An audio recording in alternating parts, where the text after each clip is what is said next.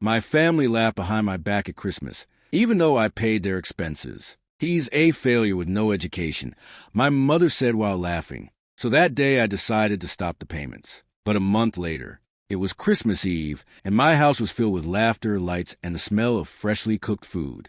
I had spent the whole day organizing, buying gifts, and making sure no one in the family had to worry about anything.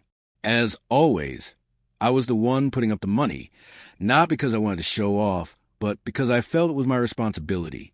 Since my father died 10 years ago, I took on everything. My mother's mortgage, the bills, my younger sister's college expenses, all of it came out of my pocket. No one asked me directly, but everyone expected it.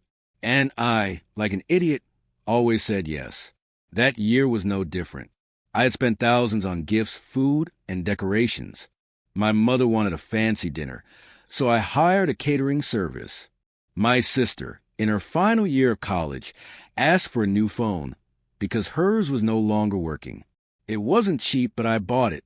I wanted everyone to be happy, to feel like life was good, even though my father was no longer with us. But that night, as everyone toasted and laughed, something inside me broke. It all started after dinner.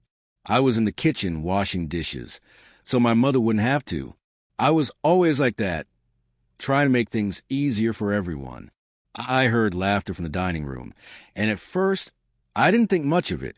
I thought they were telling jokes or reminiscing about some story. But then I heard my name, not in a kind tone, not as if they were grateful for everything I'd done. It was a mocking, cruel tone. I quietly approached the door separating the kitchen from the dining room, making sure not to make a sound. My mother was speaking, her voice laced with a mix of contempt and amusement I'll never forget. "He's a failure without an education," she said, laughing. "He thinks he's someone important because he pays for everything, but look at him, washing dishes like he's a house servant." The rest of the family laughed. My uncle, my cousin, even my sister, the one who depended on me to pay for her college, was there, laughing hysterically. "Yeah, he's pathetic," she said. "Always showing off his money, but he doesn't even have a degree. At least I'm going to be somebody when I finish school." I froze. It felt like someone had punched me in the stomach. For years, I had sacrificed everything for them. I dropped out of school at 16 to work and helped my mother when my father died. I never went to college, not because I didn't want to, but because I couldn't. Someone had to support the family, and that someone was me. I worked day and night, first in construction, then in a factory, until I managed to start my own auto repair business. It wasn't glamorous, but I did well enough to pay for everything they wanted without complaining. And yet, there they were, laughing at me like I was a joke. I didn't say anything at that moment. I went back to the kitchen, finished washing the dishes, and stayed quiet for the rest of the night. No one noticed anything was wrong. To them, I was invisible except when they needed something. I went home that night with a knot in my chest, but a clear decision in my head. I wasn't going to keep being their ATM. The next morning, I called my bank and canceled all the automatic transfers to my mother's account. I called my sister's university and said I wouldn't pay for the semester anymore. It wasn't easy. Part of me felt guilty, like I was betraying them. But another part, the one that still heard the echo of their laughter, told me it was the right thing to do. If they thought I was a failure, they could figure things out on their own. I spent the next few days waiting for a reaction. No one called. No one asked why I hadn't deposited the usual money. I assumed they hadn't noticed yet. My mother had some savings, and my sister probably thought her tuition was covered. But I knew it wouldn't be long before they realized the difference. A week later, my mother sent me a message. The money didn't come this month. Was there a mistake? I didn't respond. I couldn't. I still felt anger, but also a deep sadness, not just for what they'd said, but for what it meant. To them, I wasn't a person. I was just a source of money. The silence lasted a couple more weeks. I went on with my life, working at the shop, trying not to think too much about what I'd done. But I couldn't help wondering what would happen when they realized I wasn't going to give in. Part of me wanted them to apologize, to acknowledge everything I'd done for them. But another part, a colder one, knew that wasn't going to happen. Then, a month after Christmas, everything exploded. It was a Saturday morning. I was at the shop working on an engine when my phone started buzzing nonstop. Messages from my mother, one after another. How dare you do this to us? We're your family. Your sister can't pay for college because of you. You're selfish. You always have been. Then came a call from my sister. I didn't answer, but she left a voicemail. Her tone wasn't remorseful. It was furious. You can't do this to me. I need that money. If you don't pay, I won't graduate. This is your fault. Hearing those messages made me feel a mix of things. Part of me wanted to yell that they were the selfish ones, that I didn't owe them anything, but I also felt a pang of guilt. My sister was close to finishing her degree, and I knew how important it was to her. Then I remember her words at Christmas, laughing at me, calling me pathetic, and the guilt turned into something harder, colder. That day, I decided I wasn't going to respond. Not yet. I wanted to see how far they'd go. I wanted to know if they'd ever admit they were wrong, or if they only saw me as a wallet with legs. The next few days were chaos. My mother started calling my uncles and cousins, telling them a version of the story where I was the villain. According to her, I had abandoned them without reason, leaving them in ruins. No one called to ask for my side of the story. I guess it was easier to believe her. My sister, meanwhile, started sending me messages that alternated between begging and threatening. Please don't do this, one said. The next, if you don't pay, I'll hate you forever. I never thought my family, the people I'd given everything for, could make me feel this way. But there I was, alone in my shop, wondering if they'd ever valued anything I did for them. As the messages kept coming, I started to realize something. Cutting off the payments wasn't just a way to punish them. It was a way to free myself. I didn't know what would happen next. Part of me wanted things to be fixed, for my mother and sister to understand what they'd done and apologize. But another part, one that grew stronger every day, was starting to accept that they might never do that. And if that was the case, I was ready to move forward without them. It had been almost 5 weeks since Christmas, and my life had become a waiting game. The messages from my mother and sister kept coming more desperate each time, but I didn't give in. I stayed firm, working at the shop, trying to ignore the guilt that sometimes crept into my thoughts. It wasn't easy. Every time I saw their names on my phone screen, I felt a knot in my stomach. But then I'd remember their laughter, their mockery, and that gave me the strength to keep going. I thought I could keep that distance forever, that they'd eventually give up and leave me alone. But I wasn't prepared for what happened next. It was a Wednesday afternoon. I was at home, resting after a long day at the shop. The sun had already set, and the only light in my living room came from the TV, which was on but muted. Then the doorbell rang. I wasn't expecting anyone, so I got up with some suspicion. When I looked out the window, I saw my mother standing at the door.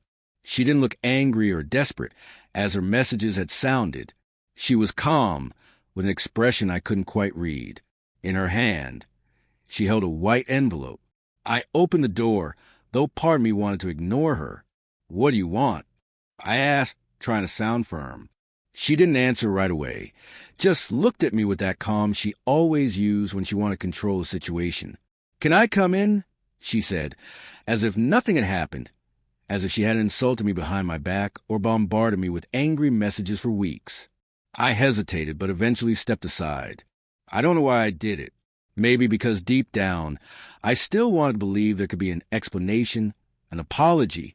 She walked in without saying anything else and sat on my living room couch, crossing her legs as if she were in her own home. I stood there, arms crossed, waiting. She pulled a paper from the envelope and placed it on the coffee table, but didn't say anything about it yet. Instead, she spoke in a voice so calm it gave me chills. "We can do this the easy way or the hard way," she said, looking me straight in the eyes. "You decide." I laughed, though there was nothing funny about the situation. It was a laugh of disbelief, of contained anger. "The easy way? After everything you said about me, after laughing in my face while I paid your bills? You have no right to ask me for anything." She didn't flinch, just pushed the paper toward me with one finger. "Read it," she said. "Then we'll talk." I picked up the paper, though I didn't want to. It was an old document, with folded corners and text written in a formal font I could barely understand. As I read, it felt like the ground was opening beneath my feet. It was a contract, signed by me when I was 18. It stated that after my father's death, I agreed to be responsible for my mother's food, medical, housing, and personal expenses. My signature was at the bottom, clumsy and messy, as if I'd signed in a hurry. I vaguely remember that moment, but not the details. I only remember my mother crying, telling me how devastated she was by my father's death, asking me to sign something to secure our future. I was a kid, barely understanding what I was doing. I trusted her. And now, that paper was in front of me like a trap that had been waiting all these years. I couldn't speak. My mind was racing, trying to process what I was seeing. My mother broke the silence. "You have 2 days to decide," she said, standing up from the couch. "Either you fulfill your responsibility, or I'll take this to court. And trust me, you don't want that. This is what you're supposed to give me."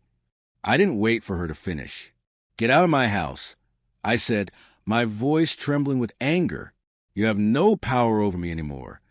She smiled, but it wasn't a kind smile. It was a smile of someone who knows they're in control. 2 days, she repeated, and left without looking back. I was left alone with the paper in my hand, feeling like the world had collapsed. I sat on the couch, in the same spot where she had been, and started thinking about how foolish I'd been. How could I have trusted her? How could I not see she was manipulating me? I remember that day when I signed the contract. I was broken by my father's death, and she used that against me, telling me it was what he would have wanted, that it was my duty as a son. And I, like an idiot, believed her. I couldn't sit still. That same night, I looked up the number of a lawyer I'd met a couple of years ago. He was a client at the shop, a serious but fair guy who always seemed to know what he was doing. I called him and told him everything. The contract, my mother's visit, what had happened at Christmas. I held nothing back. When I finished, there was a silence on the other end of the line. "You're in deep," he said finally. "That contract might be valid, depending on the circumstances. I need to see it. Bring it to my office tomorrow." I didn't sleep that night. I spent hours staring at the ceiling, thinking of every way I could get out of this. The next day, I went to the lawyer's office with the contract in hand. It was a small place, with walls covered in diplomas and shelves packed with books. The lawyer, a man in his 50s with thick glasses, took the paper and read it carefully. When he finished, he looked at me with an expression that was neither optimistic nor defeatist. "This isn't impossible to fight," he said, "but it's going to be complicated. Your mother has a solid case if she takes this to court. However, there's something we can do." "What?" I asked, desperate for any hope. "Don't fight her directly," he said. "Play along. Go back home. Keep paying the expenses as if nothing happened. But while you're there, gather evidence. Audio recordings, videos, anything that proves she manipulated you into signing that contract. If we can show you were under emotional duress, that you didn't understand what you were signing, we have a chance to nullify it." I stared at him, trying to process what he was saying. "You want me to go back to living with her? After everything that's happened?" "Exactly," he said. "It's the only way. If you go on the defensive now, she has the upper hand. But if you're close, you can get what we need. Record her talking about how she convinced you, or she mistreats you psychologically. All of that helps. Meanwhile, I'll review the contract, look for legal loopholes, anything that can help us." I didn't like the idea. Nothing in me wanted to go back to that house, to pretend everything was fine while my mother and sister still saw me as a failure. But I didn't see another way out. If I went to court without evidence, I could lose everything I'd built, my business, my house, my freedom. I couldn't let that happen. "Okay," I said finally. "I'll do it." The lawyer nodded. "Good. Start tomorrow and be careful. Your mother isn't foolish. If she suspects anything, it'll be harder." That night, as I packed a bag with the essentials, I felt a mix of fear and determination. I didn't know if it would work, but I had to try. The next day, I called my mother and told her I was willing to come back, that I'd keep paying for everything. Her voice sounded triumphant, like she'd won a battle. "I knew you'd come to your senses," she said. I didn't respond, just hung up. When I got to the house, everything seemed the same as before. The same old couch, the same smell of food in the kitchen, the same tension in the air. My mother greeted me with a smile that didn't reach her eyes. My sister didn't even look at me, just walked past me like I didn't exist. But it didn't matter. This time, I wasn't there to please them. I was there to take back my life. Living with my mother again was like walking through a minefield. Every day was a test of patience, pretending everything was fine while feeling her eyes on me, waiting for me to slip up. But I had a plan, and I wasn't going to let her break me again. From the first day, I carried a small recorder in my pants pocket. It was one of those that barely made a sound, perfect for capturing what I needed without anyone suspecting. I knew I had to be careful. My mother wasn't stupid, and if she noticed anything off, it would all fall apart. At first, it wasn't easy. My mother took advantage of the contract from the moment I stepped foot in the house. She never missed a chance to remind me who was in charge. "If you don't do what I say, you know what'll happen," she'd say with a cold smile. She asked me to buy expensive things, to pay bills that weren't even necessary. Once, when I told her I couldn't spend so much on a new TV, she got furious. "You're useless," she screamed, so close to my face I could feel her breath. "If it weren't for me, you'd be nothing. Do what I tell you, or you'll regret it." I recorded all of it, making sure the recorder was on. Every word, every threat was saved. My sister didn't help. Though she didn't talk to me much, I overheard her complaining to my mother when they thought I wasn't around. "I don't know why he's still here if he can't do anything right," she'd say. "All he's good for is paying, and he doesn't even do that properly." Hearing her say that hurt, but it reminded me why I was doing this. It wasn't just about my mother. It was about everyone who'd used me for years. Weeks passed, and the recorder became my best ally. I had hours of audio. My mother yelling at me for not washing dishes fast enough, threatening to take me to court if I didn't buy her a new dress, mocking me when she thought I couldn't hear. "He's so stupid," she told my sister once. "He thinks he can escape me, but he never will." Each recording was a small victory, but I knew I needed something bigger. Something that proved not just that she was manipulating me now, but that she'd done it from the start. The moment came on a day I didn't expect. It was a Saturday afternoon, and I was in the kitchen washing dishes. As usual, the recorder was in my pocket, turned off to save battery. Then I heard my aunt's voice in the dining room. She'd come to visit my mother, something she didn't do often. I stayed still, listening from the kitchen. They were so close I could hear every word. I carefully turned on the recorder, making sure not to make a sound. "How did you get him to come back?" my aunt asked, her tone a mix of surprise and curiosity. "I thought, after what happened at Christmas, he wouldn't want anything to do with you." My mother laughed, a low, proud laugh. "It was easy," she said. "I pulled out the contract he signed when he was 18. He was so stupid and gullible back then. All I had to do was talk about his father, how devastated I was. And he signed without even reading it." My aunt laughed with her. "You're incredible," she said. "You've got him right where you want him." My heart was pounding. So hard, I thought they'd hear it from the dining room. I kept my hand in my pocket, making sure the recorder was still running. That conversation was everything I needed. It not only proved my mother had manipulated me, it showed she admitted it without remorse.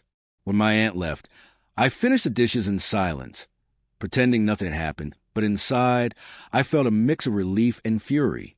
I had it. Finally, I had it. The next day, I said I was going to shop to work. Instead, I went straight to my lawyer's office. When I got there, I pulled out the recorder and a USB drive where I'd saved all the recordings. I handed them over, explaining what I'd gotten. He listened to some of the recordings, including the one with my mother and my aunt, and a smile spread across his face. "This is gold," he said. "With this evidence, we have a solid case. And there's more. I've been reviewing the contract, and some things don't add up. Some clauses look like they were altered after you signed. That, combined with the recordings, can prove it was a scam from the start. So what do we do now?" I asked. "We go to court," he said. "We'll present all of this and request the contract be nullified. We can also accuse your mother of manipulation and abuse. With what we have, it's almost certain we'll win. He told me the court date would be in a week. One more week of pretending in that house, dealing with my mother and sister. It wouldn't be easy, but I knew it was worth it. When I got back home, my mother already knew something was up. I don't know how, but someone must have told her I'd contacted a lawyer. She sent me a message that night. "You're a fool if you think you can beat me. You'll lose everything for not being obedient." I didn't respond, just saved a message, knowing it could be another piece of evidence. The week crawled by, but the court date finally arrived. I put on the best suit I had, though it wasn't much, and went to the courthouse with my lawyer. My mother was there with a lawyer who looked more expensive than she could afford. My sister was by her side, glaring at me like I was a traitor. I didn't care. I was ready. The trial began with my mother presenting the contract. Her lawyer spoke for what felt like forever, saying I had signed willingly, that it was my duty as a son to fulfill what I promised. For a moment, I felt scared. He sounded convincing, and the contract seemed like an impenetrable wall. But then it was our turn. My lawyer presented the recordings one by one. First, my mother yelling at me, threatening me, treating me like I was worthless. Then, her mocking me behind my back. And finally, the recording with my aunt. When that one played, the courtroom went silent. My mother's voice, clear and cruel, filled the room. He was so stupid and gullible back then. All I had to do was talk about his father, and he signed without even reading it. I looked at my mother across the courtroom. She was pale, her eyes fixed on the floor. She knew she was caught.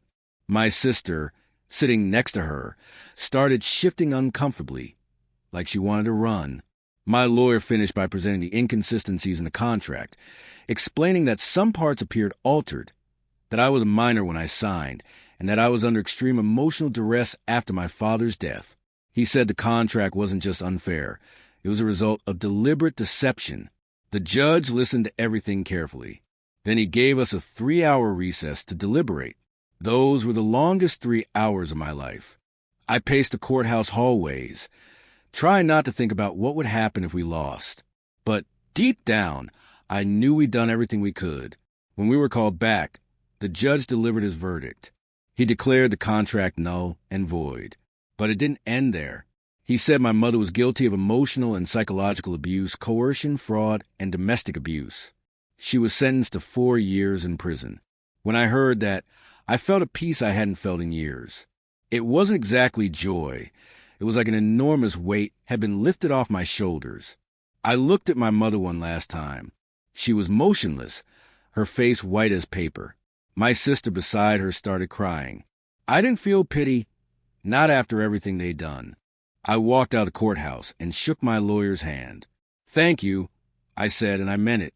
Without him, I wouldn't have made it. He smiled and told me I deserved it. When I got home that night, I sat on my couch and looked around. It was mine now. No one to tell me what to do. No one to use me. For the first time in a long time, I felt like I could breathe. I didn't know what I'd do next, but one thing was certain. I was going to live my life for me.